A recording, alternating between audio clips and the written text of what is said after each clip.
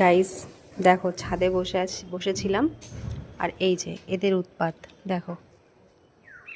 এখানে একটা, ওখানে একটা, এই দেখো আর একটা এসে বসলো, ওখানে একটা। মানে ছাদের চারিদিক এখন এদের, দেখেছো?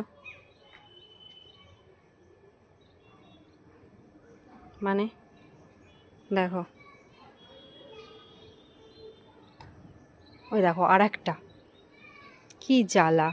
এই যে আমি এখানে বসেছিলাম, দেখো এখন এদের জ্বালা আর বসে থাকা যাবে না, ভয় লাগছে। ওই দেখো প্রচুর, প্রতিদিন এরকম এদের অত্যাচার। আর সব গাছ এসে গাছের কুড়ি খেয়ে যাবে।